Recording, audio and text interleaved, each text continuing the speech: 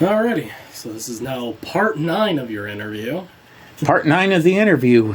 And not to mention, got to do something real interesting earlier today. I had you try some of those ketchup Doritos. I love them. This just goes to show that everyone's taste buds are different. Very. It is certainly a chip of the time. Yeah, no kidding. But, yeah, I figured, it's about time that we continue on with our interviews and, well, yep. Yeah, no time like the present, so, Yeah, alright. What was the rebuilding process like for the Pontiac Duelist League after Amun-Ra, Verlupo, and Zom Warrior exited?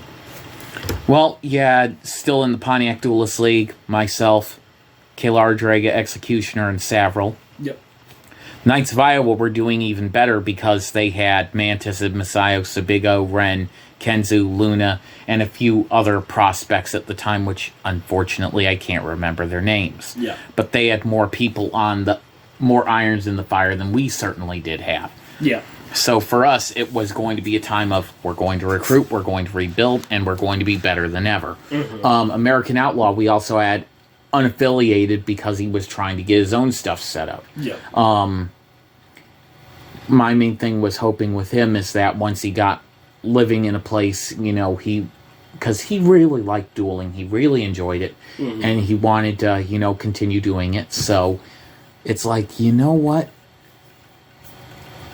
Let's try and keep the ball rolling. Yeah. With the people that we have. We'll just be a little bit more, spread out than what we were, but, it was fully doable. I mean, but let's take a look at the current title holders, too. Which that would have been 2013, right? Yeah, that's... So, Kalar Draga would have been the Pontiac Duelist League World Champion, World Tag Team Champions. Mm-hmm. March 19th, 2013, that would have been me and Kalar Draga again. Yep. Tag Champs, NW 2.0 Champion. So we're shooting for July 2013. Got it back up here. Wish I had gotten this sooner, but sadly I didn't. Savril was the champion. Okay. And he did not attend the Extreme Elimination event either and did not have to defend it.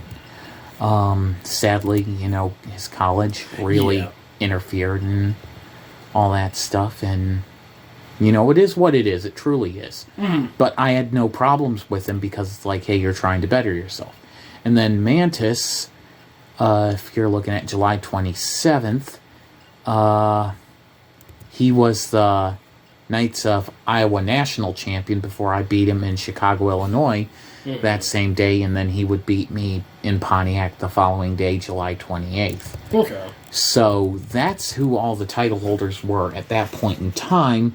It's just, a rebuilding process. We still have a very strong core of duelists that we can rely on. Yeah. And the Knights of Iowa really saved our asses because I was posting every single duel that we had title match and non-title during this year. Mm-hmm. I've lost all the results because I didn't get the chance to copy it before Hyperboards went bye-bye. Yeah. But they filled up from here until October, November, 90% of the duels because they had more people who were able to duel and more frequently than we were because, something else that ended up happening which was not good. Yeah. Well, what was your reaction to Executioner telling you he had cancer in August 2013? I didn't know how to fucking react. I literally didn't. It's like I shut down. Yeah. Yeah, it's just so surreal that someone, he wouldn't have even been 20 years old and he's losing half a leg. I mean... Yeah. And then you have the fact that the biopsy is cancer. He gets the surgery scheduled. I took off work the day after his surgery to be with him. We were only supposed to be there for about 30 minutes or so. I ended up staying 2 hours with him. Me and Kalar Draga both were there. That's how much he meant to me. Oh, yeah, of course. Yeah, it's still really hard to talk about because it's like, yeah, it's a gut punch. Yeah. But he made it through it, so, I guess that's the important thing. Yeah. What were your thoughts on Executioner inviting you to hang out with Burial 117, JediNinja, and Magnum T.W. on Fridays? Well, that had happened actually a little bit before then, during the whole incident with someone else where we had a problem because we would hang out with him on Fridays, but because of our falling out, Executioner invited us, and then we would hang out with them and Amun-Ra, and then when the issue with Amun-Ra, Verlupo, and them happened, well, he stopped showing up for a while, and yeah. So, I was really happy. It gave us something to do, and, it was good to hang around a much more positive circle of friends than, What was your reaction to American Outlaw's surprise return to PDL and his unscheduled title duel against Kayla Drega in August 2013? Well, the duel was a blowout. Kayla Drega annihilated him. But I was really shocked to hear that he was going to be back. I think I only had one day of, I'm coming by train into Pontiac, so it's like, oh, shit. And, figure out and finagle what I had to do with my personal schedule because, like, oh, he's going to be here. I'm going to make sure that my wife, well, before she was my wife, gets to see her dad, spend a lot of time with him for the day or two that he was here, which, what were your thoughts on your Best of 7 series for Pontiac Duelist League World Championship in August and September of 2013?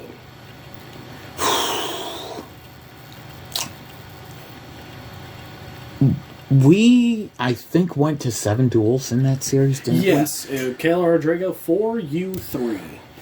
Sad thing is about those duels is that they were total blowouts. Either she would win by getting the best hand in the world, or I would win by getting the best hand in the world. There was no middle ground in that Best of 7 series. There was no, it was back and forth. No, for whatever reason, I was just pulling bricks, or she would pull a brick. Yep. And yeah, that's pretty much how it happened. I remember one of the duels was a one-card disqualification up in Bradley, Illinois, Northfield Square Mall.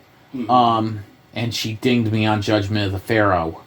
And it's like, well, yeah. Yep. Actually, no, she dinged me on Pot of Greed. I picked her Judgment of the Pharaoh. So I played Pot of Greed first card. Boom, I'm DQ'd. That sucked. Yeah. What was your reaction to Subigo Hakusho? Yeah, winning the Knights of Iowa National Championship, previously the Knights of Pontiac Hardcore Championship on August 3rd of 2013. We got new blood in the Knights of Iowa, and he managed to take the title, so hey, congrats to him. Because of some issues with Pontiac Duelist League rule set at the time, we allowed the Knights of Iowa to have their own rule set, which is kind of similar to ours. I'll actually pull it up in a little bit because, it's worth mentioning. I'm kind of going off script here, but, it's kind of worth it because, for the time period and everything, it's worth mentioning. Gotta go out of the archive for a bit here. Okay, Knights of Iowa Rule Set 2013. Okay, so I'll let you read this off. It's only 2 pages long, but I'll let you tell me what you think about it, and so go ahead and... So, the use of the original Egyptian god cards in a name that cannot be used in a duel, approved counterfeit cards and use of foreign cards are allowed. Want me to read it off? I was like, yeah, if you want to. Okay, the use of the original Egyptian god cards and the cards stating this cannot be used in a duel. Bandai Duel Monster cards, approved counterfeit cards, and the use of foreign cards are allowed. So, same thing as us. Yep. Any counterfeit card that has an accurate attack and defense points level/rank cannot be played in any duel. Do not need polymerization or cards similar abilities for fusion summoning. Yep. Which they kept from us. If a fusion monster is summoned using polymerization or cards for the fusion, the monster gets an additional 1,000 attack and defense. That would be real nice. Fusion monsters that do not list specific monsters must be fusion summoned with both their required non-specific fusion materials. Don't need polymerization. Ignore the effects on fusion monsters. Only special summoned by fusion summon. Once the fusion summon monster has been summoned correctly once, it can be special summoned using Monster Reborn, which we used to have for a while, but after certain cards got printed, it went by the wayside. Ritual monsters go in the extra deck. Ritual magic card goes in your main deck. That would be interesting. That was a big one that they wanted. They kept the thing, ritual monsters cannot be destroyed as a result of battle. The total level of the monsters offered for a synchro summon may exceed the level of the synchro monster. Yep. So they kept that from us. Each duelist is allowed to have one field magic card, back when in the day you couldn't. Yeah. Quick play magic cards can be played from the hand during your opponent's turn, which they kept from us. Discard up to 4 cards from your hand without a card effect, but only 1 per turn. Oh. So they had a bit more restriction on that. Yeah. Okay. You may destroy 1 card on your side of the field per duel during your turn without a card effect. Yep. Once per duel, when the amount of cards in your hand reaches 0, may draw 6 cards from your deck. Yep.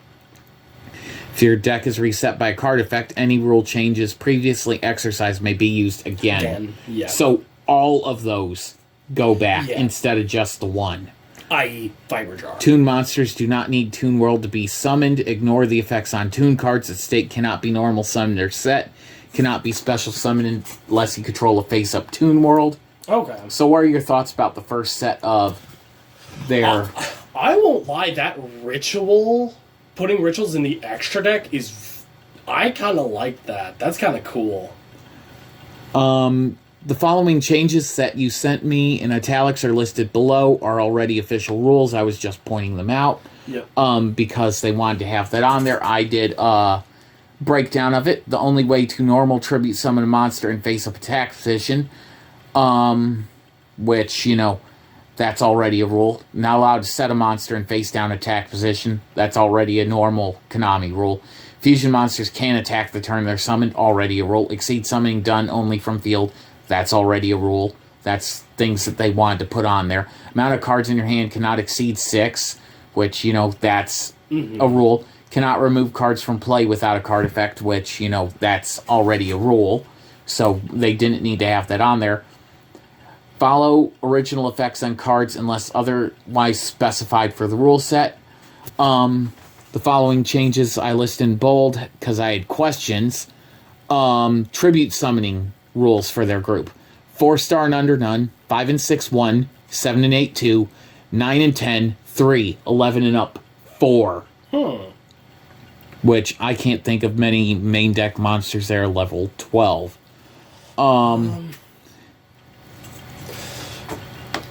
Oh, I had one, but I can't remember. Yeah. If you fusion summon without polymerization or cards of similar abilities, must have one of the correct fusion materials with at least half the attack of the fusion monster. Also must pay 500 life points. So they had a life point cost in addition to the substitution thing. We should look into that. I kind of like that paying life points thing. To fusion summon a fusion monster which requires 5 monsters, offer 2 of the correct monsters. Monster with half the attack of the fusion monster you wish to summon. So wait, to fusion summon a fusion monster and 5. So 2 correct and then 3 just random. Yep, with attack half of the fusion monster. Which, you know...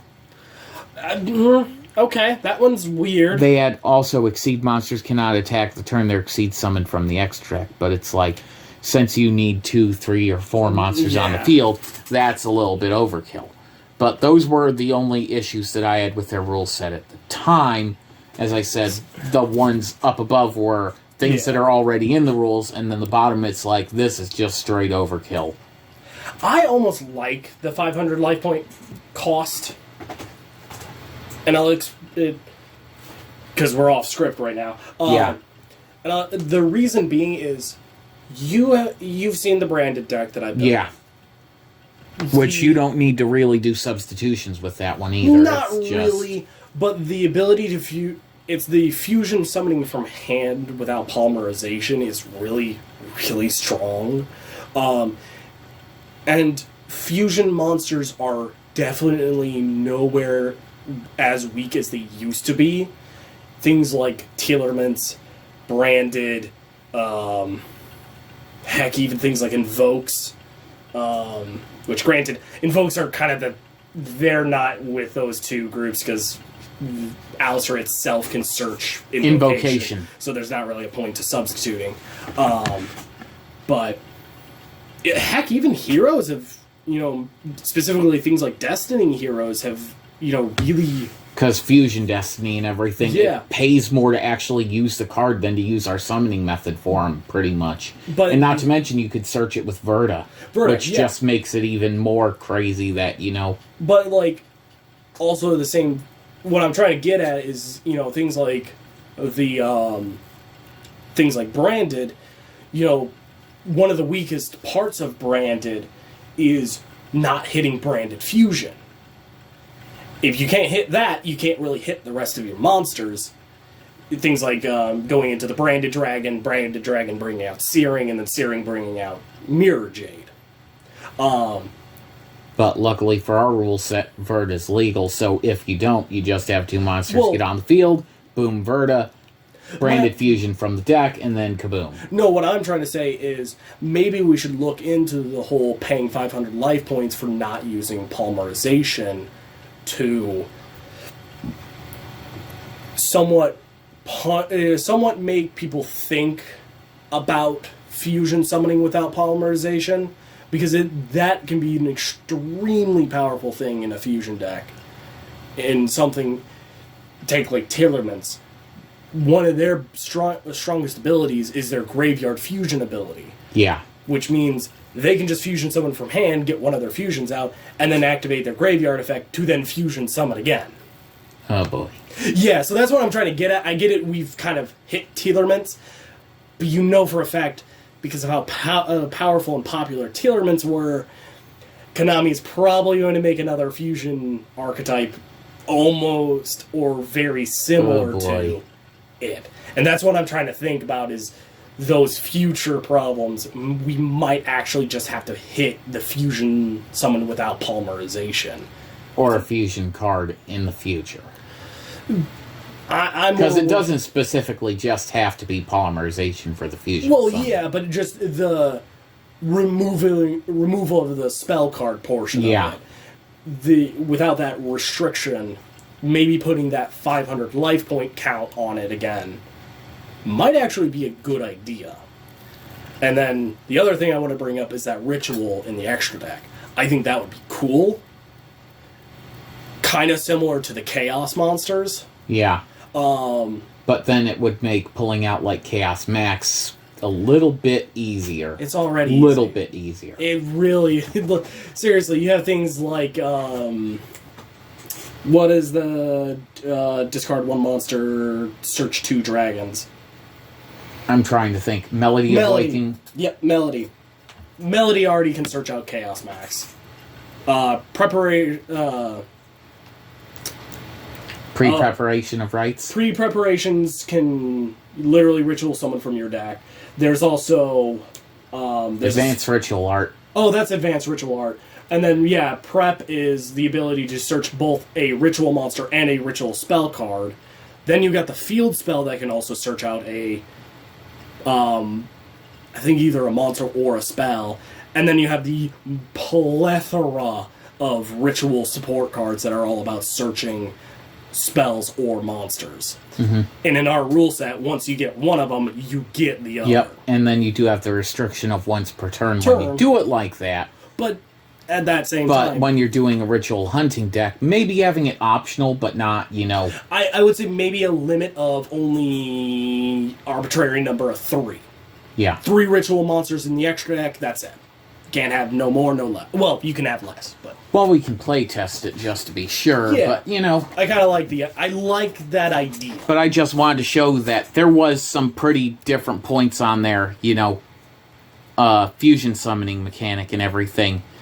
And the thing that made me really question that is when I finally got to play Sebigo and Ren, that it's like, you guys are using normal fusion monsters with no effects, and you're paying 500 life points for something that only has 1,500 attack. Yeah. Why? Yeah, that one's a little... Yeah, I know. It's just one of those really weird ones. Yeah, but... We were on number 7. We got way off the track, but it was worth it, you know? Yeah. No, I love talking about that stuff. Yeah. What were your thoughts on defeating Savril to win the NW 2.0 National Championship on August 18th of 2013? Surprised. I was really surprised I beat him in that one. It's no easy feat. No. No, beating Savril is damn near impossible at times, and I know that we actually had to go down to Bloomington to duel him that time too, so, you know, it didn't hurt, but it was kind of good that, you know, we got to see him again that close to, you know, the last time we had seen him. Yeah. I think we actually managed to retain our tag titles too at that thing. So don't quote me on... Actually, no, we didn't, because Executioner couldn't go with us because his legs. So, yeah. So, no. I'm thinking of a time that was after that. Yeah. That we dueled them. How did the Knights of Iowa help the Pontiac Duelist League during this time? Quantity of duels. Yep. The amount of duels that they are having is just helping fill in the gaps that, you know... Yeah. We're down Executioner, Savril's out of town, and it's me and Draga. Yep. Yeah, it's hard to just do a bunch of duels like that. What was your reaction to Mantis and Ibn Masayo defeating Hollywood Big Boss and KLR Draga to win the PDL World Tag Team Championship on September 22nd of 2013? Shocked. I didn't think that they would work that well together, but they did. Yeah. So it's like... Well, you gotta think about it. I got nothing bad to say about it. It's just, I was surprised that their first time teaming together, they worked so well. Yeah. And she did a lot of the piloting for Mantis, but that was kind of a good thing, because if you can tug on the reins, if he's a tag team partner, and make him not make some as rash decisions, well, you know, it's kind of nice. Yeah, I wouldn't know all about that. Yeah.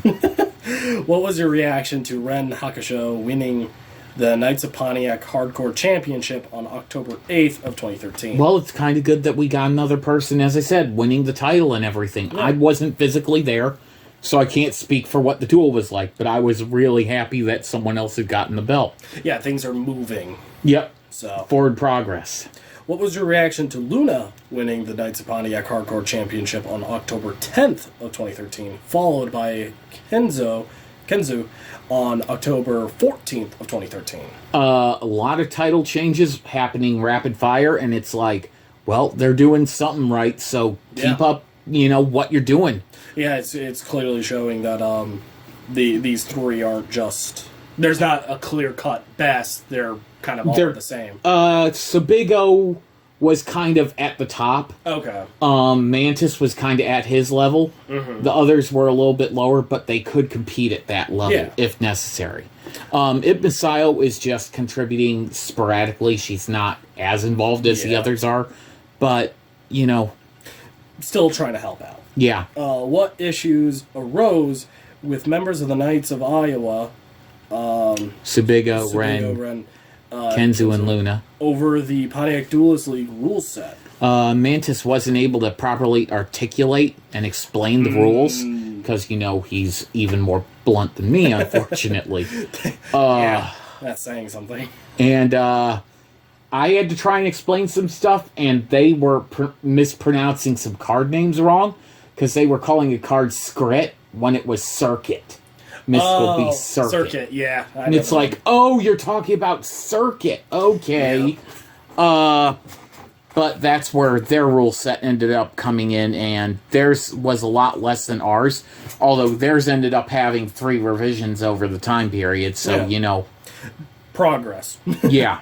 What was your reaction to the Best of 7 series for the Pontiac Duelist League World Championship in October, November, and December of 2013? Kalar Draga versus Executioner was for that one. Yeah. That one was very interesting because it actually went to 8 duels, Yeah, I not saw 7. that. Yeah. Kalar Draga ended up winning. Executioner won the first 3.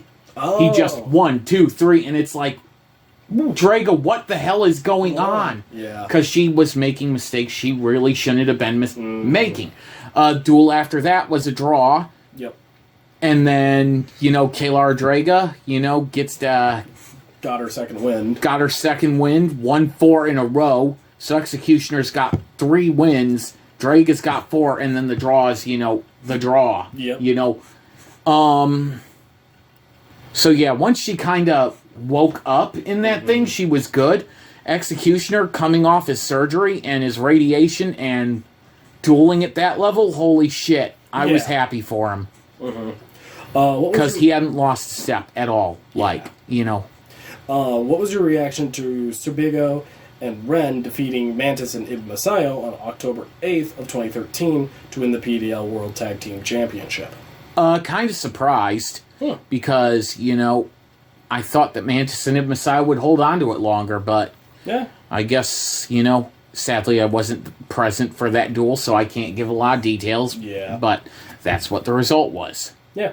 What were your thoughts on Ren winning his second Knights of Iowa National Championship on November 16th, 2013, defeating Mantis? I was happy for Ren. I mean, really happy that Ren was, making an impact in the Knights of Iowa and, improving as a duelist and getting, their shit together. Yeah. I mean, so happy. What were your thoughts on Executioner defeating Hollywood Big Boss to win the NW 2.0 National Championship on November 16th, 2013, in his subsequent 90-day reign? Executioner's Executioner. I mean, dominant. I mean, just fucking dominant. And, it was kind of good that, we got to that point where, he's able to, physically, he's not in the best spot, but mentally, he's still sharper than he's ever been. Yeah. What were your thoughts on Serbigo Hakusho winning the vacant Knights of Iowa National Championship on December 1st, 2013, defeating Mantis? Ren vacated the title. Yep.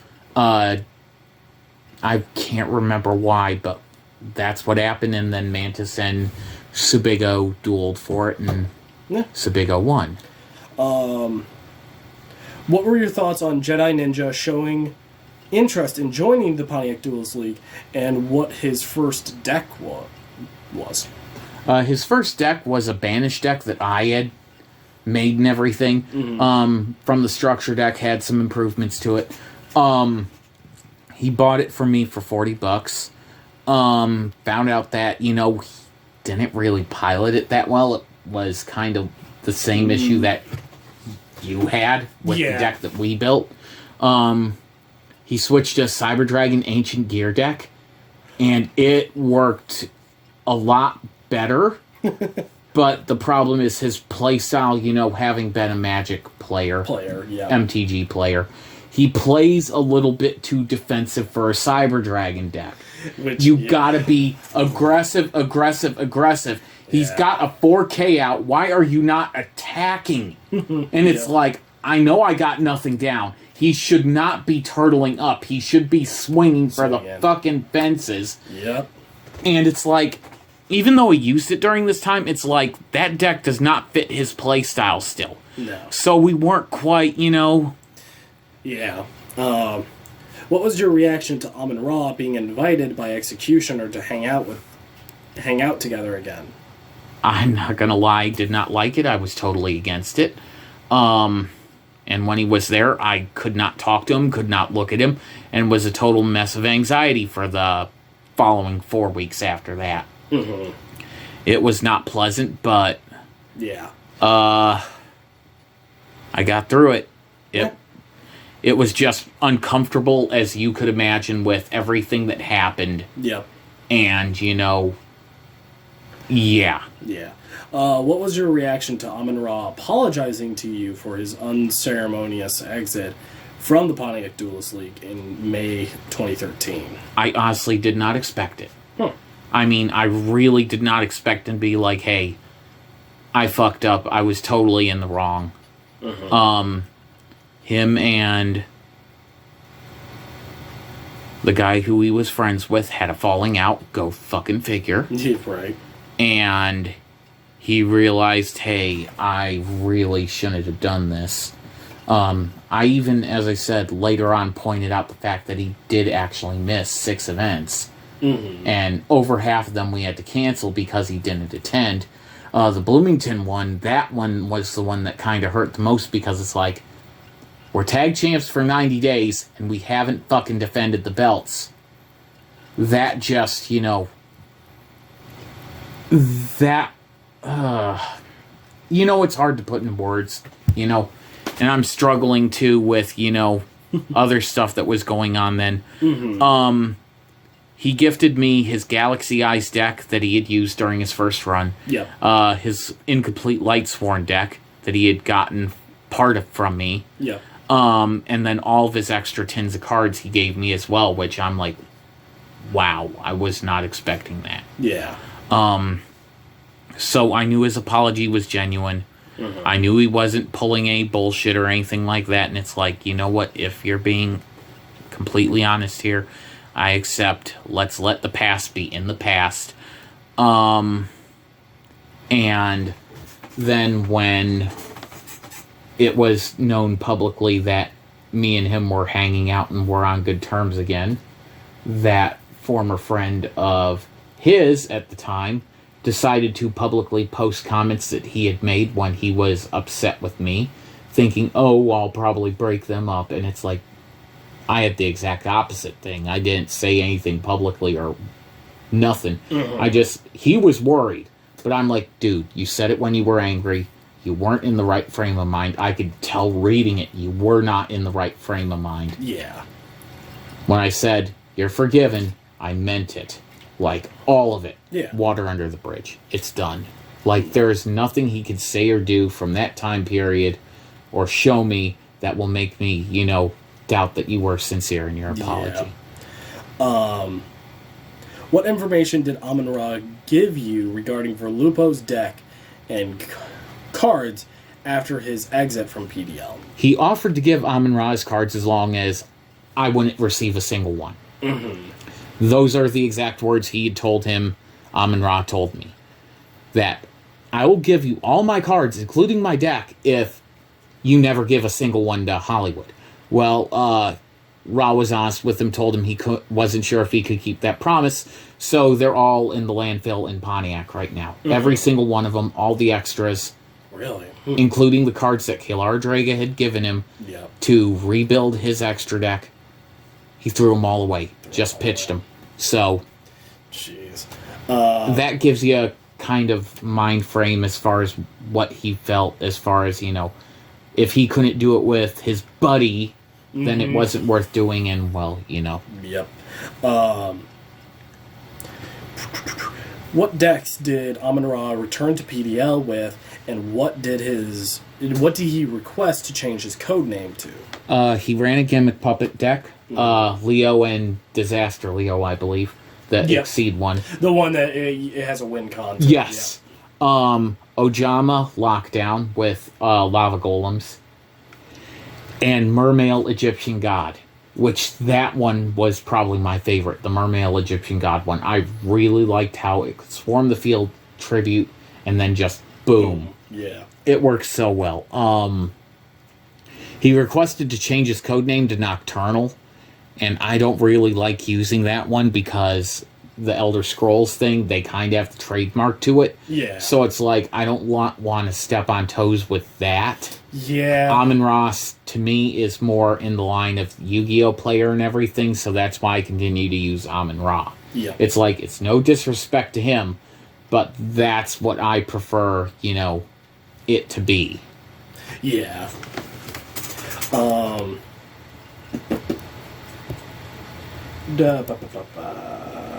What were your thoughts when Ren Hakusho announced his retirement from the Knights of Iowa on February 4th, 2014, while still PDL World Tag Team Champion. Did I miss something here? Yeah. I was shocked. I couldn't frickin' believe that one of their members was just dropping and he's World Tag Team Champion too. So, yeah. I wasn't there for it either, so I can't give much more details. It's just I was like stunned silent. It's like, you're kidding, right? Yeah, it's just like, ah, crap. Yeah. What was your reaction winning the vacant PDL World Tag Team Championship on February 7th of 2014 with Executioner? You know, it was kind of nice that, you have a bit of a bounce back from that, where Ren retires, Sebago loses his half of the title. Yeah. And then I think me and Executioner ended up defeating JediNinja and Amun-Ra to, get the tag belts back. So, Yeah. What was your reaction to JediNinja and Amun-Ra defeating HollywoodBigBoss and Executioner to win the PDL World Tag Team Championship on March 7th of 2014, only to win them back an hour later? Well, I know we skipped a question. Whoops, yep. But we can address both those. Go ahead and do the other one, too. The other one is, what was your reaction to JediNinja winning the NW 2.0 National Championship on February 14th of 2014? Well, two-part question, so two-part answer. Let's go with the second part that you just gave. Yep. JediNinja winning the NW 2.0 National Championship. He's getting it. He's improving with his deck play, but it's still the wrong deck for him to pilot. Reaction of JediNinja and Amun-Ra beating us to win the tag titles, and only for us to win them back an hour later. Mm-hmm. Well, they're having, issues with, synergy. A lot of the duels we're having here in PDL at the time, we're running at Executioner's house just because his leg and everything. Yeah. We did start doing stuff more publicly later on again. It's just, with the limitations we have, let's do it here, and when we can have events in Bloomington and do other stuff outside, let's do it. But we're in a rebuilding process. I want to get all my duelists up to where they're at a good level before we publicly duel, Mm-hmm. That's my main thing. And then for the second one, I guess. Yeah. I answered both of them. So, you're all right. My brain is just gone. What was your reaction to Amun-Ra winning the NW 2.0 National Championship from Executioner that same day? Same day as winning the tag titles? Well, good. Mm-hmm. It's like he's back. He's got a good deck. That gimmick puppet deck, damn, that thing could go. It'd either get you by effect damage or by the effect of his Leo. And, oh boy, it would go off easily. Like, smooth as butter, easy. He built a perfect Exceed deck. Yeah. Like, truly perfect. And I have to give him all the credit in the world for it. Yeah. What was your reaction to Savril defeating Kayla Rodriguez to win the PDL World Championship on March 11th of 2014, ending her 447-day reign? Well, Savril's definitely the spoiler. He ended Executioner's 198-day reign, and then he ends Kayla Rodriguez's 447-day reign. I mean, I saw it coming, but at the same time I didn't. They had that non-title match where he had beaten her, and that was the only person she hadn't had the chance to one-on-one face. Yep. Savril's college is winding down to where he's going to be able to frequently attend more and everything. Yep. So it's like, okay, let's do this. We're going to move in the direction we need to move. And holy shit, we're here. Savril ends up defeating Kayla Rodriguez, and damn, that was that was big. That was so big. What was your reaction to Luna defeating Hakusho Sebago Hakusho to win the Knights of Iowa National Championship on March 15th of 2014 and his subsequent 121-day reign? Well, the title ended up actually getting taken off of him because we had a bit of an interesting issue at the tail end of his reign. Mm-hmm. Mantis ended up getting the world title, so he gave us their national title to use in PDL, since he would be taking the world title back with him. Yeah. So, and Luna also, I think, hadn't defended the title in a while. So it's like, okay, we'll kill two birds with one stone, but Mantis is the one throwing it out, and it's like, I got no objections to it, because it's like, but we're jumping ahead a little bit for the explanation for that, but at the same time, you have to understand B to understand A in this situation, so yeah. What were your thoughts on Magnum T.W. approached you to join the Pontiac Duelist League? Do you know what the TW stands for? No. Okay, his original code name is a little bit on the nose, which is why I changed it to Magnum T.W. His original one, Tallywhacker 1337. And if you've ever seen Spartan 1337, yeah. So it's like, I don't want that being on our public forum. That might be a little bit too much. But I helped him build a Sacred Beast Dark World deck. It's kind of like Big Countries, but more rudimentary. Because the support wasn't there. Yeah. So it had a lot more Dark World in it than Sacred Beast. Yeah. Yes. But it actually worked pretty good. It actually surprisingly worked, because he was able to manipulate, draws, discards, all that stuff, and having Graceful Charity in the deck helps too. Oh, yeah, of course. But I was really happy to help him join the group, and shocked that he wanted to join. Right. Completely caught off guard. Yeah. What were your thoughts on Magnum T.W. defeating Hollywood Big Boss on May 17th of 2014 to win the NW 2.0 National Championship? Perfect deck. Perfect pilot. Yep. It worked. It was a beatdown deck that he could use properly and worked so well for him. I mean, I got no complaints. Yeah.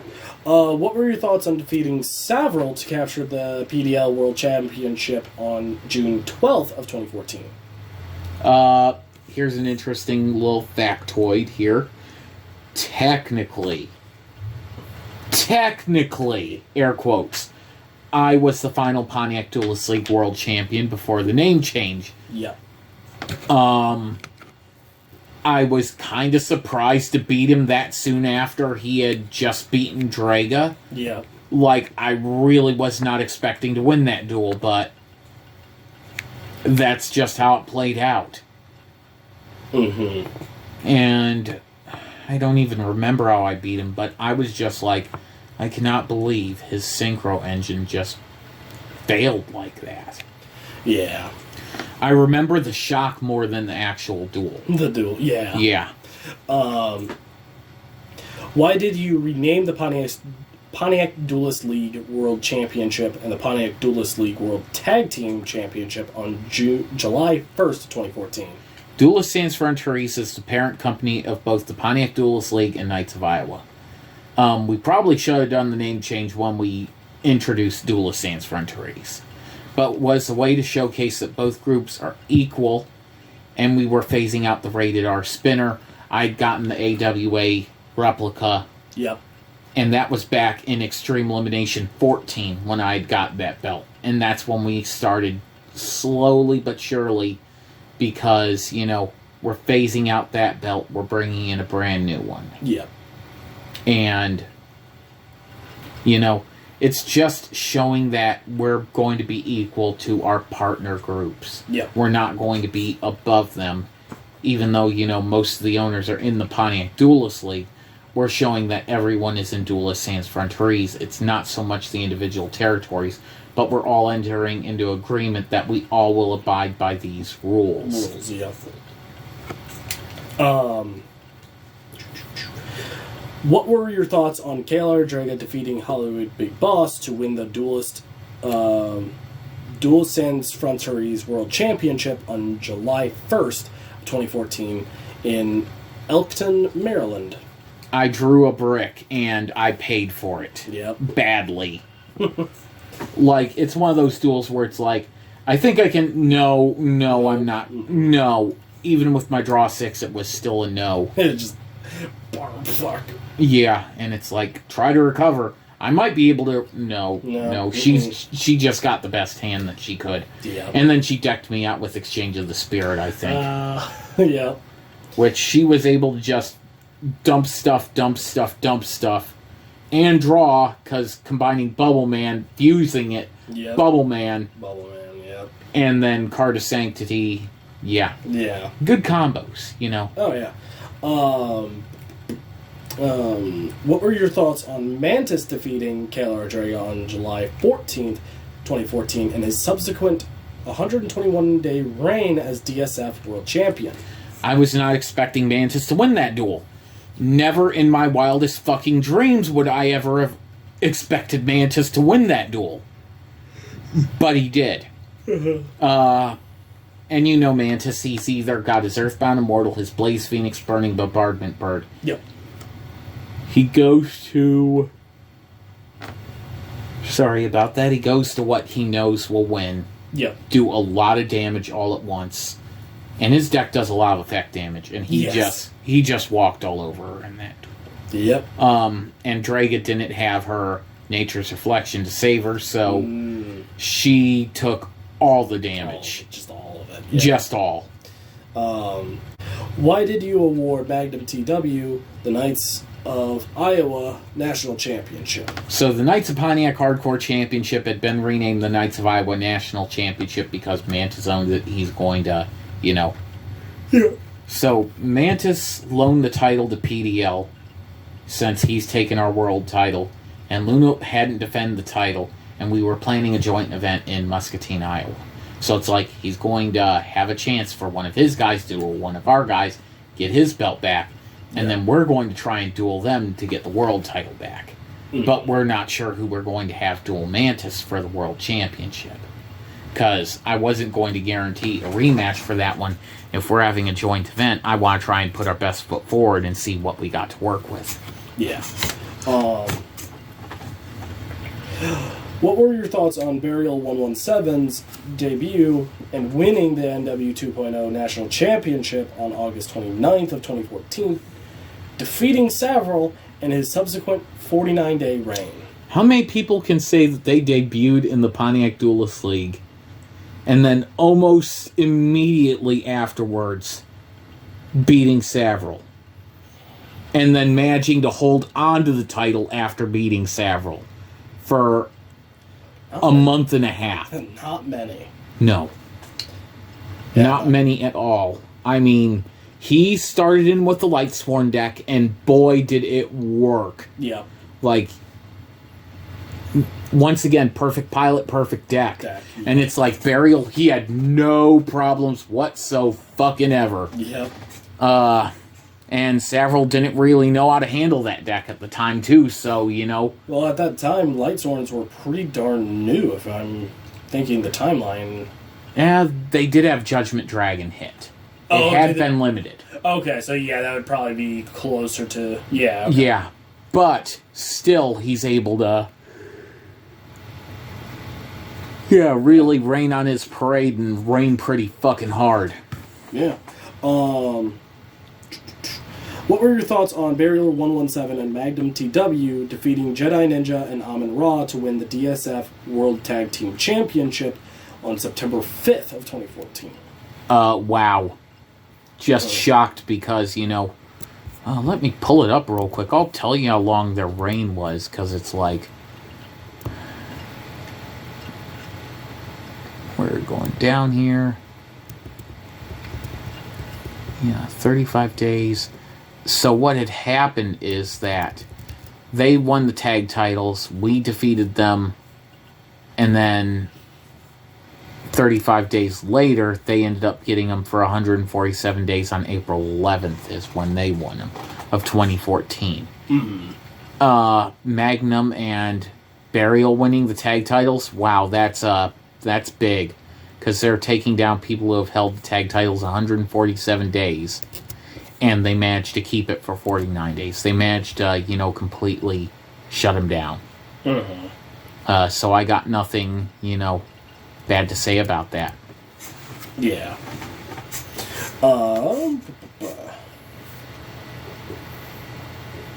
39. Yeah, 39. How did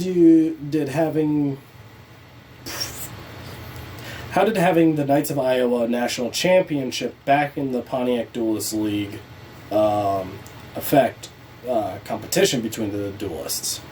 How did it affect the competition? Yep. It gave them a hardcore championship and a format to play that they've never played before. Yeah. So it's a new style of dueling, and the title changes are happening so frequently because it's hardcore. It's really a shot in the arm at this point for us. Mm-hmm. Mantis, at the same time, being world champion, he's just dominating the Iowa group because they have to play by the Duelists and Frontières rule set to duel for that thing. So, But anyway, I think I pretty much covered that point. I can't think of anything else, What were your thoughts on Executioner and Savile defeating Burial 117 and Magnum T.W. to win the DSF World Tag Team Championship and their subsequent 322-day reign as champions? Would you expect anything less from Savile and Executioner teaming up? No.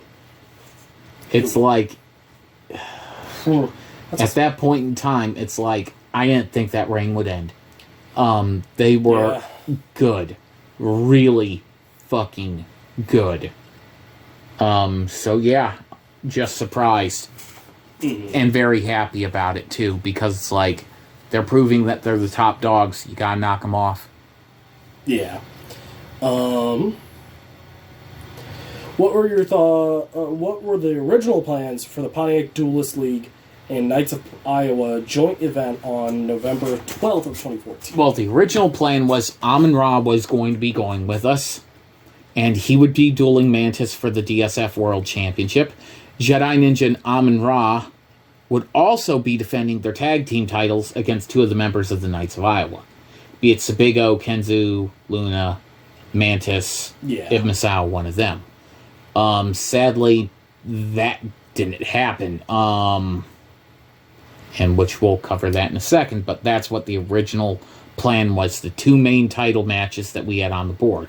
Like, the hardcore was going to be there, but the NW 2.0 National Championship probably wasn't going to, because Savile wouldn't be able to attend. Yeah. Because we had known about it previously, and it's like, dude, you got a family thing, go do it. Yeah. What was your reaction to Amun-Ra backing out of the Iowa event, and who was chosen to replace him? Executioner still has the money in the bank, and he's like, why don't I use it there?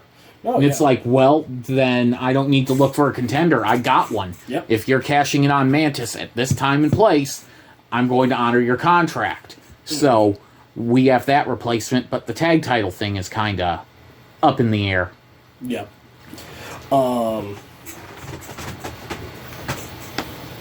What were your thoughts on the King of the Road duel between Executioner and JediNinja on November 12th of 2014?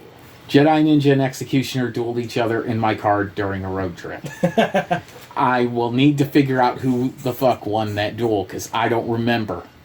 But I just remember driving. What the fuck are they doing back there? Oh, they're dueling! No. King of the Road duel! King of the Road. Now we need an RV so we can make this official. Yes, now we do. But it was good that they got to have fun on the trip, so, No, yeah. Does that mean we'll have a King of the Sea and King of the Air duel? We could if we ever get there. Yeah, right. Can you make a phone call on an airplane? Lockheed? No. What were your thoughts?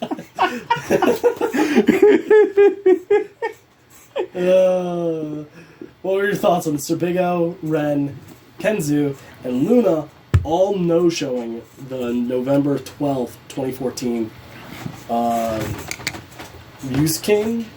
Muscatine, Iowa joint event and subsequent fallout? Picture, if you will, I'm driving 170 miles one way Yep. to meet you guys in person for the first time. Yep. And they know about this months and months and months in advance and don't even have the courtesy to give a text message saying that they're not showing up. We get there to Mantis's place, finally find it. Ibn Masayo gets there. We have our conversation, which I went about and told, you about when I had been there and everything and, that thing. Yeah. And they're not there. So as you can probably understand, I was rightfully... You're a little angry.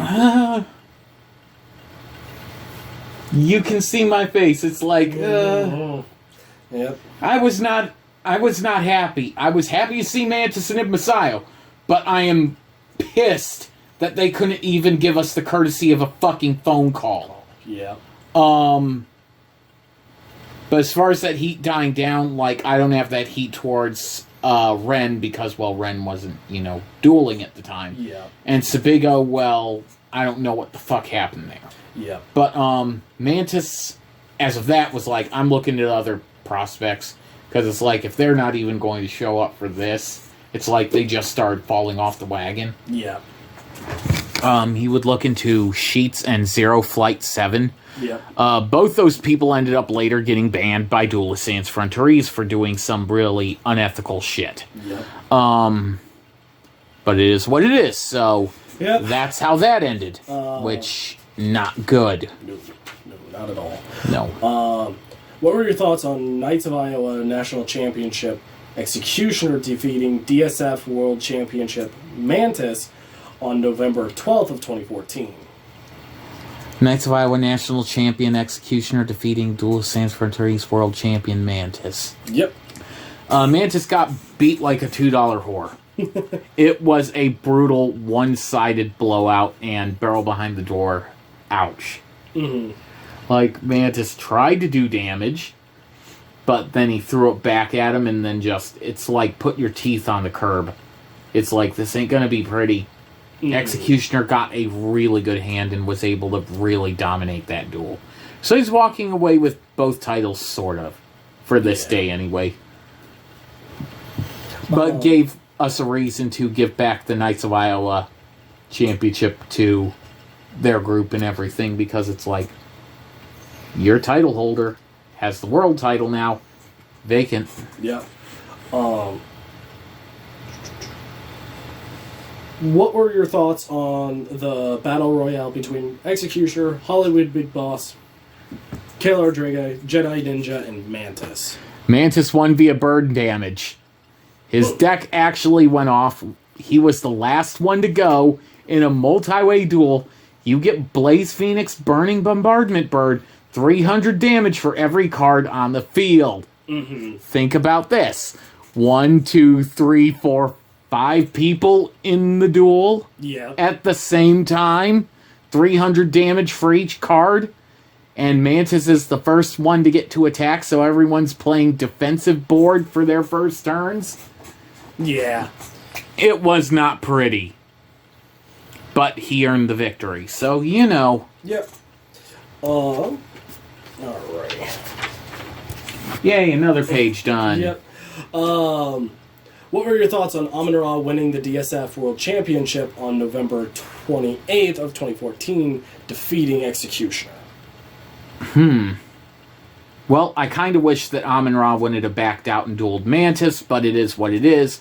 Him defeating Executioner, he was on top of the fucking world, so it didn't surprise me. He was really on top of his game. Yeah. But, surprisingly enough, he's on top of his game, but we're about to have, not an issue, but, something come up here afterwards.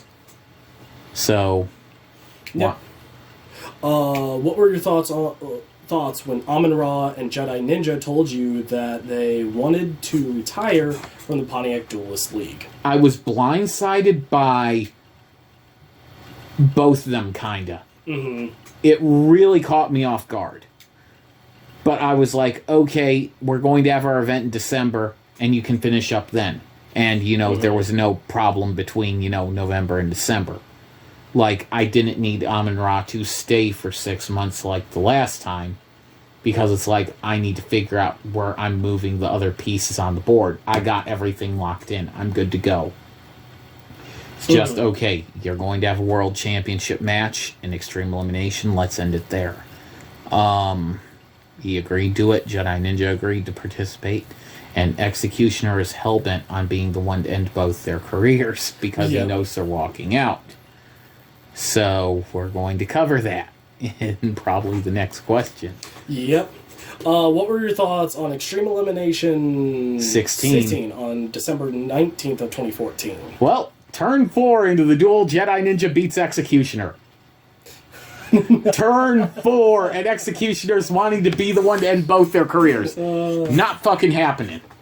I defeat Magnum T.W. on the 15th turn via Exodia. Because, like, he's got the Sacred Beasts out, and he's got a lot of punch power, and I want to get him the fuck out of the duel because I can handle JediNinja. Executioner cashes in his Money in the Bank contract on the 16th turn to re-enter the duel. He defeats JediNinja on the 16th turn via Magic Cylinder. So JediNinja's got big buff Cyber End Dragon and turned on him. Amun-Ra, not wanting any of that shit, uses his own Ring of Destruction on the 20th turn to knock himself out. Yeah. So, technically, I guess you could say that his last opponent was Executioner. He just chose to commit harakiri as opposed to, taking it like a man, but, well... Yeah. But then again, I guess there is some honor in, the samurai code of committing seppuku, but... yeah. He did a little bit of damage to Executioner on the way out, but nowhere near fucking enough. And then we get to Kalar Draga, defeated Savril, Burial 117, Hollywood Big Boss, and Executioner on the 21st turn via deck out. Yeah. Rainbow Neos, Exchange of the Spirit. Guess what we have? We got a fucking three-peat. Yep. 14, 15, 16, Kalar Draga wins.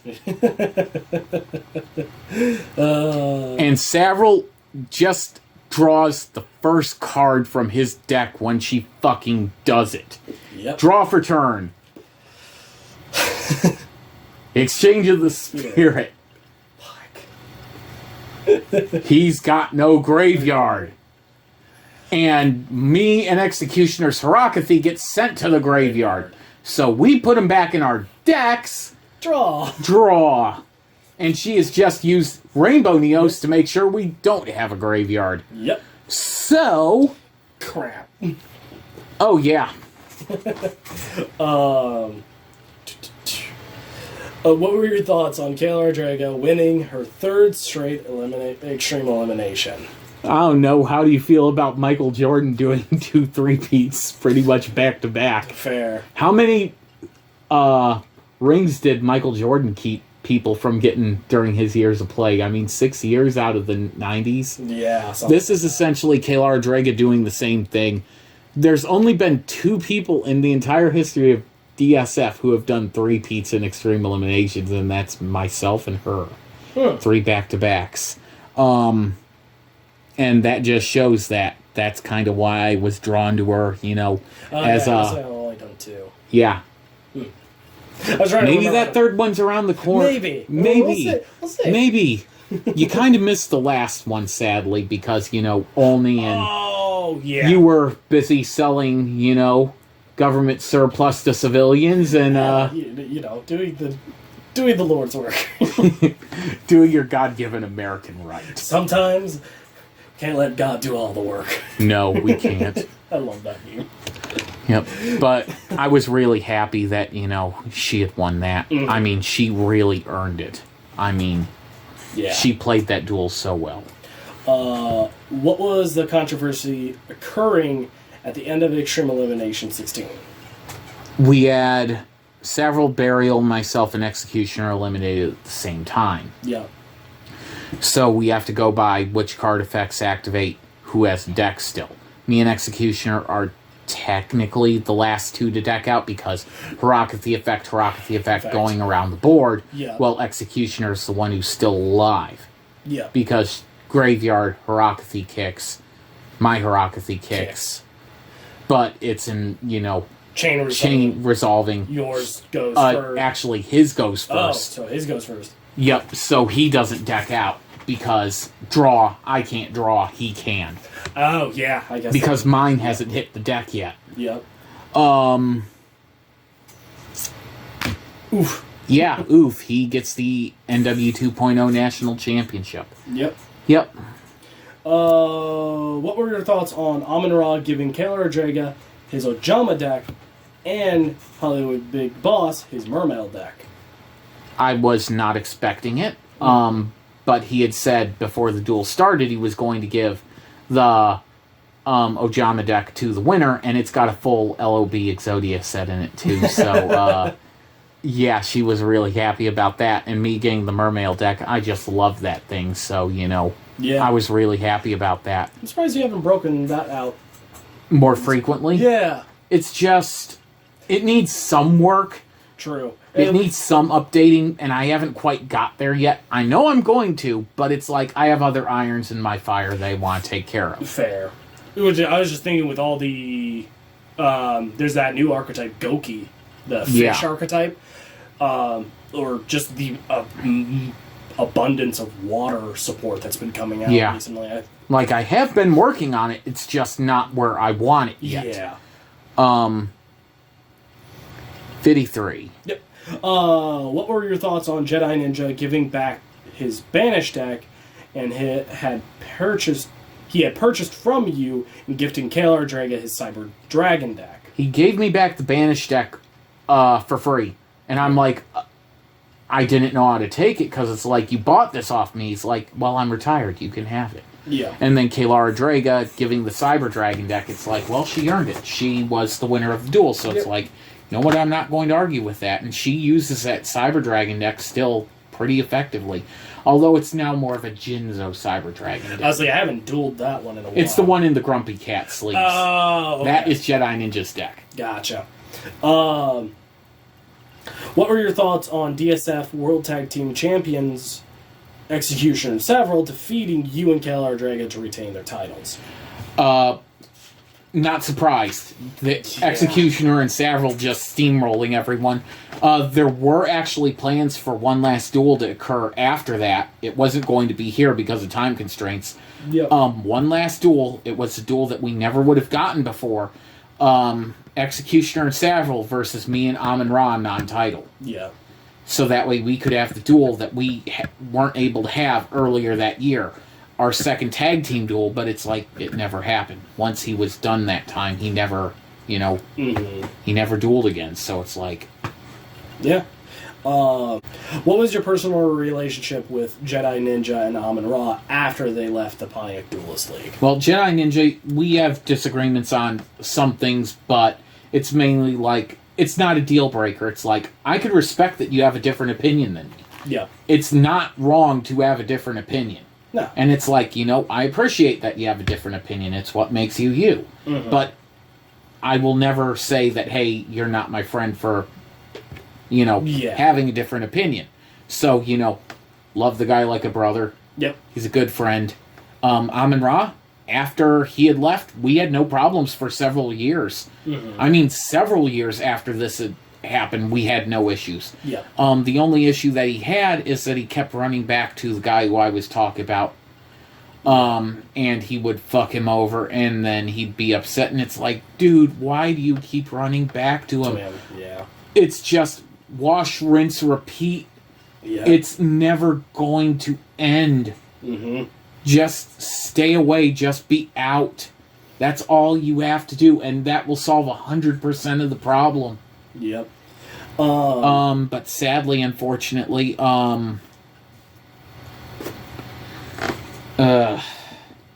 me and him actually did end up having issues later, but I'm not going to go into it because it deals with another one of my friends, and it's not my story to tell. If Magnum chooses to tell this story, then he all the while can. But I'm not going to drag that up when I don't have permission to, and yeah, it's just... Yeah. It was the severing of me and Amun-Ra's relationship to a permanent level. Yeah. Yeah. What were your thoughts on American Outlaw?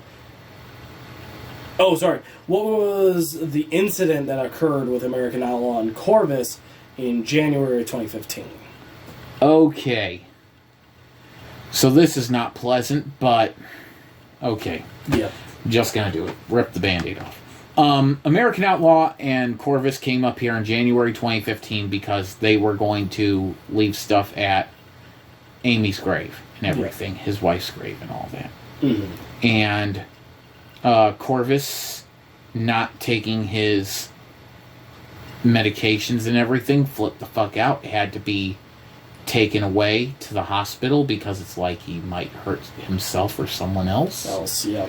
And they refused to commit him. They refused to do anything to him because IHR, I think it is, are a bunch of fucking idiots. And we also discovered that Corvus had drugs on his possession as well, which was marijuana laced with PCP. Oh, yep. So we made sure that those were properly disposed of. Mm-hmm. Given to who they need to be given to, but still they did nothing. Yeah. Like... Yeah. Yeah. I just don't know what to say. It was not pleasant.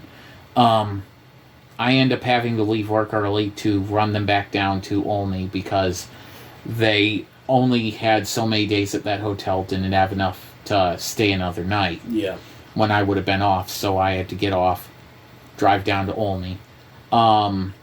And I'll never forget Corvus saying this, that he's like, yeah, we can get together with Mantis and everything. It's like, Mantis is living in Iowa 170 miles away and has not come back yet. Mm-hmm. Probably might never come back. Yeah. Because of the issue with, Ibn Masau's ex-boyfriend and all that. And it's like, that's in the past. Yeah. The future's going this way. We can't keep looking in the rearview mirror. Mm-hmm. And he, for whatever reason, cannot handle that. He cannot handle the fact that he's an adult male now and not a 13-year-old boy. Yeah. It's like, dude, you're grown up. Mm-hmm. It's here. And that goes with mental illness, being bipolar, schizophrenic. It's like, you can't tell him that. Yeah. What were your thoughts learning American Outlaw was attempting to start his own Duelist League in Olney? Well, he had a good idea for it, and it's like, on my end, it was the first hearing about it in a while, but it's like, you look like you have everything set up to get the ball going in the way you need to get it going. I have your dragon deck, I'll keep that. Yeah. Because it's like he had just moved into this one house down there finally had a stable living place. Mm-hmm. So it's like, okay, I'll get your stuff to you, the NWA belt, all that stuff. Yeah. Once you're settled. But I was really happy for him that he's like, yeah, I still want to do this. I still want to. I was totally against Corvus being involved in the thing because of his issues. But American Outlaw, who's going to be my father-in-law, it's like, how can I tell him no? Yeah. What were your thoughts on Magnum T.W. winning the Duelist Sans Frontières World Championship on January 10th of 2015, defeating Kayla Rodriguez? Wow. It's like we lose JediNinja and Amun-Ra, but Magnum, he's the top guy now. Mm-hmm. It's like right after that Extreme Elimination, we're going to Magnum's first world title reign. Holy shit. What were your thoughts on the Best of 7 series for the Duelist Sans Frontières World Championship between Magnum T.W. and Kayla Rodriguez on January 10th of 2015? Well, we did have some interruptions because of work schedule and everything, but Magnum ended up with 4 wins. Kayla Rodriguez had 3. He ended up having the title for that run for 97 days.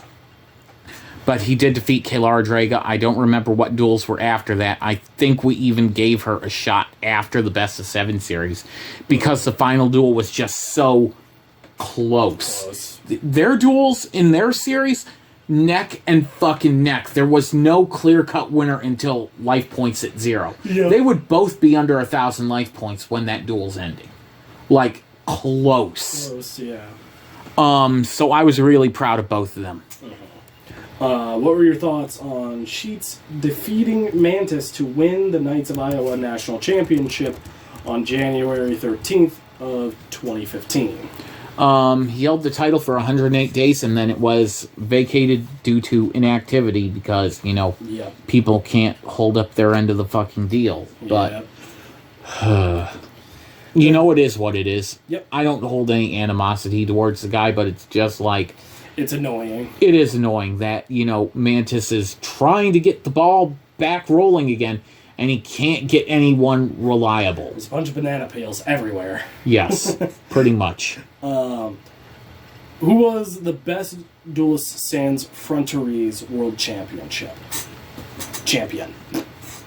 Well, counting, not just the DSF rename, but everything Killer Draga, 447 days. How do you argue against it? Yeah. No one else, aside from Magnum, had the title for 97 days. Yeah. It's like, how do you argue against 447 days during this era? Yeah. You can't. Who was the best Duelist sans Frontières World Tag Team Champions? JediNinja and Amun-Ra, they were just pure fucking dominance. Yeah. JediNinja with his Cyber Dragon deck and Amun-Ra with his Gimmick Puppet deck. Yep. They really work so well together. Who was the best NW 2.0 national champion? Probably have to go with Executioner having it for 90 days there. Yep. I mean... Yeah, I kind of have to. Yeah. Switching gears now, who was the best Knights of Iowa national champion? Before the wheels fell off the train, I'd have to say probably Luna. And let me just reiterate real quick, the world champions that we had during this time, from Killer Draga's big reign to Magnum, Yep. Draga has the world championship December 19th, 2012, 447 days, loses it to Savile March 11th, 2014. I get it June 12th, 2014, have it for 19 days. There's not a lot of title changes here.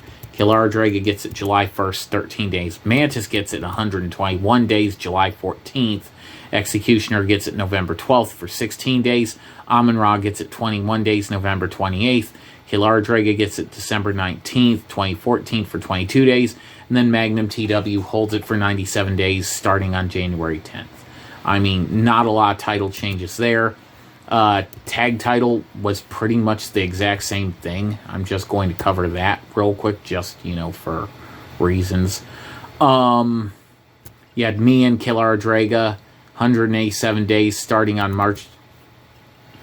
And I lost my spot. Starting on March 19th. Messiah and Mantis get September 22nd, only hold it for 16 days.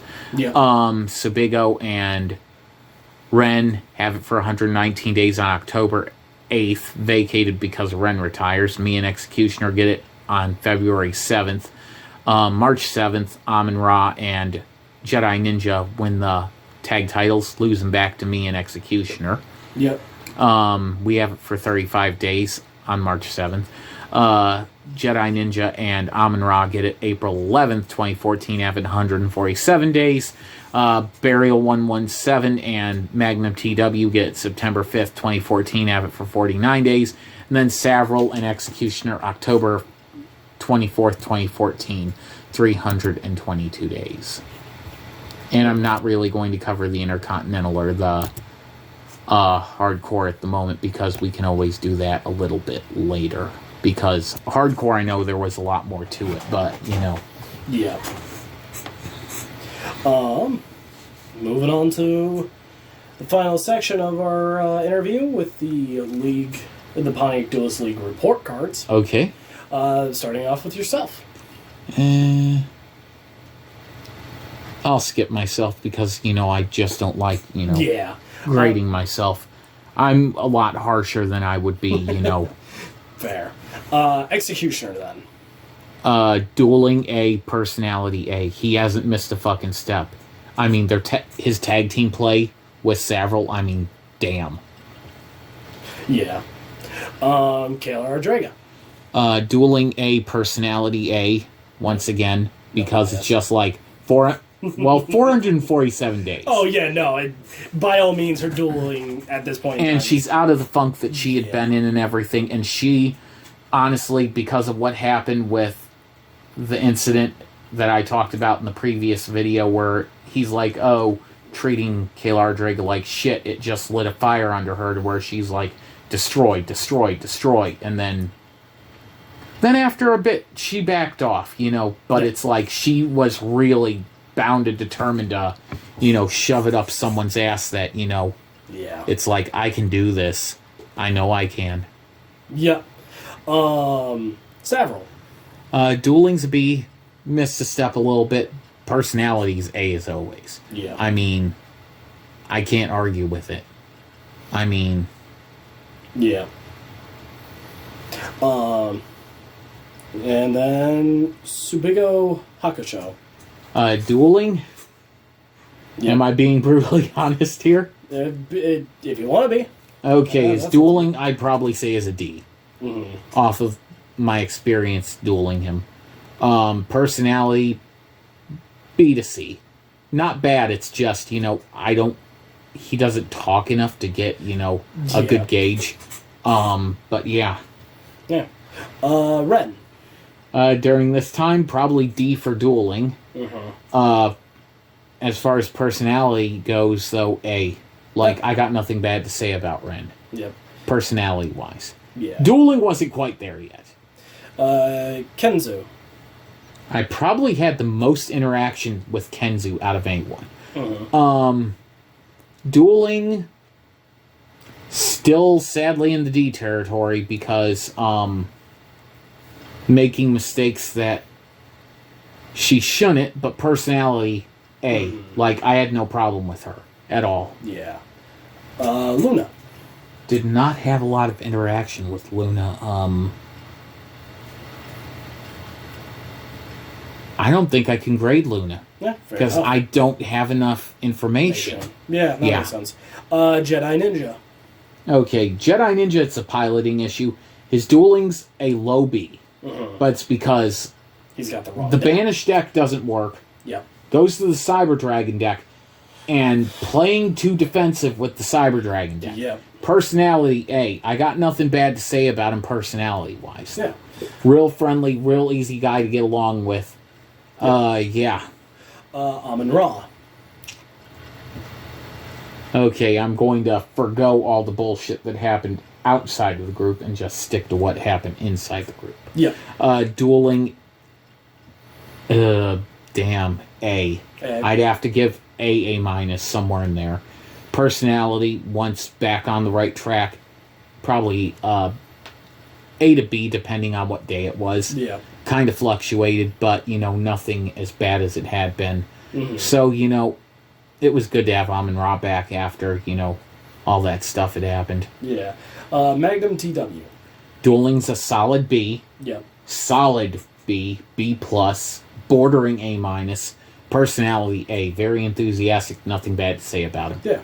Burial 117. Dueling's always been B territory and everything. Personality A. I got nothing bad to say about him. Can duel at an A level. Yeah. But lacks proper motivation at times. And then the tag teams. HollywoodBigBoss and Kayla Draga. Our synergy, I'd say during this time, probably a B. Mm-hmm. We're missing a step here. Here and there. We have 2 left feet, so it's not quite working out. But as far as, how well we mesh together, no problems. It's just our dueling is not translating to that. Yep. Mantis and Id Messiah. I'm probably going to give them a B+, bordering A minus. Yep. Personality A, they worked really well as a tag team. Yeah. Shibigo and Ren.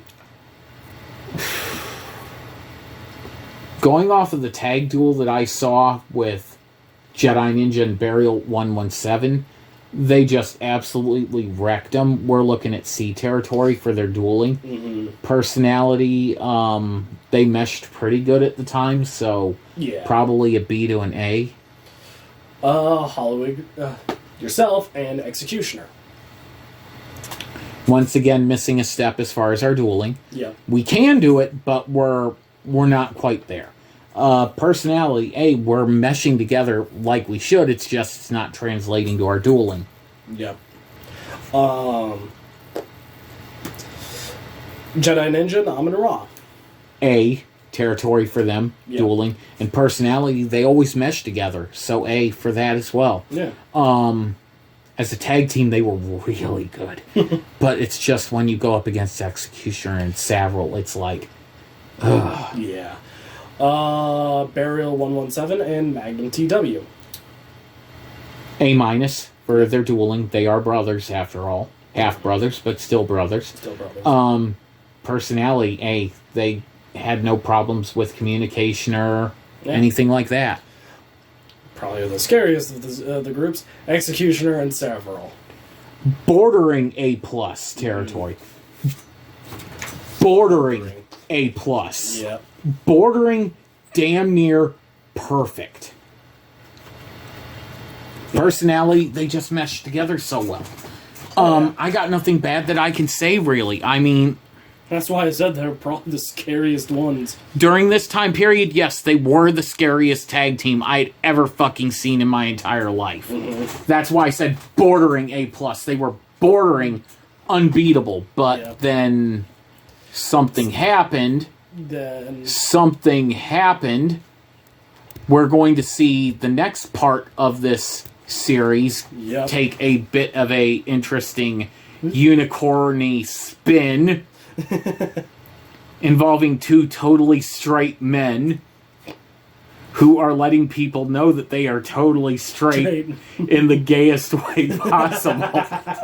Yep. I just, like, you have to see it to believe it. I mean, we're about to hit one of the most interesting time periods in Duelist and Frontières history. And we're also going to be talking about the founding of the only Heritage Duelist League. Yeah. Which the next part will cover, you know, my side of things, what I was told. Yep. You got Red Mist's side if you watched his interviews and everything. Now you're going to get to hear what I heard on my end from American Outlaw and everything. But, yeah, this interview, as I said, it was a lot less stressful. And definitely a lot shorter than some of my most recent ones, especially the watch along and then the epic, you know, rant where I had to, you know, I was like, absolutely put fact upon fact upon fact to show that, you know. I was like, it's looking like we might have maybe 2 more interviews. 2 or 3. Yeah. And I got another one planned, which will be outside of this. I'm going to be interviewing JediNinja. Oh, yeah. In a solo interview, so you'll get to hear his perspective on his dueling and everything in the Pontiac Duelist League. Yep. And even though he's semi-retired / occasionally somewhat dueling. Yeah. But it'll be real interesting to hear his perspective on what he thought, you know, teaming with Burial, teaming with Amun-Ra, all the other stuff, how he got to know Executioner. Yeah. And, you know. And then talking about where the group is now and all that stuff. And what he feels like, why he retired from the card game both times and everything, and maybe even get to hear my perspective on his dueling, because I don't think I've ever broken down, hey, you were a terrible pilot for these 2 decks, and that's why, you know. Yeah. But he's not an aggressive player. That's the problem. Is that you're trying to play an uber-aggressive deck, and you cannot play like, oh, does my opponent have a face down? No, it's I gotta punch, I gotta punch, I gotta punch. Yeah, if only it's something like the Super Heavy Samurai was out, something that was, you know, you're meant to turtle up. Yeah, but then he ended up getting that flip effect deck. Yeah, and then that thing just he rolled with that. He rolled so well with that. And initially, I was not happy with that. We ended up having to ban a card combo because it's like, This is just getting a little too ridiculous. When you can deck someone out and hit them with 300 damage for each card that they send from their deck to the graveyard. That's just death. Yeah. Yep. It's brutal. But is there anything you wanted to ask about over this session? As far as, like, what did you think about, like, me going in depth in the Iowa rule set? And not particularly. It's all... This one was, as you said, a lot less stressful and a lot less... It was just kind of your tried and true. Hey, we talked about, you know, how the titles changed hands. There wasn't a whole lot of, like, drama behind it. It was just... The drama was kind of... It was so nice to be in such a peaceful, stress-free time period. Granted, I had a shit ton of stress at my work, but my dueling, it was like I can finally fucking relax. I don't have to be a dick all the time because I don't want to be a dick. It's just people make me be one. Yeah. And I hate when people have to make me be a fucking boss. Yeah. But, yeah, no, but besides that, you know, I really like some of the ideas behind the Iowa. There's 2 other revisions, which we'll cover a little bit later, probably in the next part, because they had a 2015 revision, which I helped them a little bit with. Because it's like, hey, we got this stuff, let's focus on this, let's improve on this. But we can cover that next time, because we'll have 3 territories. Only was actually, when we get to them, they did have drama before they got off the fucking ground, because American Outlaw, the guy who he was going to be working with, he shall not be named, decided to screw some people out of some money. Took the cash and ran and never showed the fuck back up. Yep. And not pleasant. So, and then you had some of the stuff happen with American Outlaw where he got injured riding his power chair and broke his back. And that was before the only thing had happened, which I'll cover a bit in the beginning. But the fact that he recovered from that and was able to, you know, still walk and everything, it's like, hey... just keep on trucking, man. Yeah. No. I got nothing really else to say about this time period. I mean, it's pretty straightforward. Oh, yeah. We did have a tournament here recently, Ultimate Duelist tournament. We did. You and me ended up in the finals. Yep. For the first time in 13 years, we had that tournament with 2 starter deck Yugis, the original 2002 TCG release. Yes. Oh boy, that was a... I was also on a slight disadvantage with the Spanish style. Yeah, it was a battle of Gaia the Fierce Knight versus Gaia the Fierce Knight. And they both blew up. Yes, and they both blew up. But my resources, I had a little bit more because I had Fisher and I still had Dark Hole, and my opening card is Card Destruction. Yeah. I mean, that kind of sets the tone. You hit my Card Destruction and my Monster No, you didn't hit my Monster Reborn. Yeah, because you brought back Gaia after I Card Destruction. It was, I can't remember which one. Near the Magic Swordsman, maybe? No, it was Exchange of Spirits. Oh, okay, I hit that one, okay. Yeah. But yeah, we'll have to cover the Ultimate Duelist tournament sometime in some depth and everything. And, you know, it was kind of fun, you know, dueling in a completely different style and being like, who's better when you're using an unfamiliar deck, and especially one that's that bare bones. Yep. And I did have a cool idea for a tournament in the future, but this one would be, you know, really interesting. You wanted to do the... Am I allowed to say it? Go for it. Yeah. You wanted to do the PS1 game. Forbidden Memories, yes. Memories. That's one. Want to do Duelist of Roses as well. Yep. That's the second one. I've pre-built all the decks and be dialing at random again. Yep. The third one that I want to do is pre-construct 2 decks. Pre-construct 2 decks. We'd have to buy the cards for them. Mm-hmm. They're 40-card decks. And they would be the 2 decks that were used in the 1999 Yu-Gi-Oh! World Championship in New York. Which one? You don't know what they are. I don't know, actually, which ones they were. The strongest monsters attack in that deck is 1200. Oh, was that the... Yes, I posted the picture in the group chat and everything, and it's like, wow, those are some weak monsters. And then you have 3 dark holes, 3 Raigekis, and it's like, oh boy. It's just blowing everything up. Yes. I think it would be actually a really interesting idea to recreate one of the endings to one of the TCG. Yeah, I think it was one of the TCG games where both players ended up being a mirror match of Blue Eyes.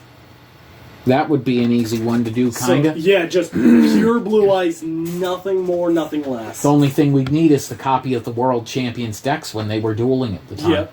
Which, that's easy enough to find online. Yep. But, yeah, I like that idea, too, so... I still want to do the Last Man Standing idea. Yeah. And then you possibly have Red Mist coming later this year and everything. I mean... Yeah. That's going to be quite a task facing the undefeated Duelist Sans Frontières World Hardcore Champion. I was like, yeah, he's the hardcore champion. Of the world. Of the world. You're the world champion of Duel Monsters. I was like, I have the better title. Just saying. Yeah, but he's held it for longer, so True. It's going to be the ultimate test of who loses. Who's going to prove that they're the best. It's not going to be easy. No. So, yeah, anyway, I think this concludes our interview. Unless there's anything else you want to really add. Nah, I don't. I think we're good then. Yeah. All right. But, people, I guess I'll just finish with stay safe out there. Yeah. Have a good one. Take care of yourselves. Don't forget, Jesus loves you. And maybe now more than ever, might be the time to come back to Jesus, because if some of the stuff that we're seeing online is true, well, it might be getting rough in the next few years. So, anyway, people, you take care. God loves you. Never forget that. And we'll see you later.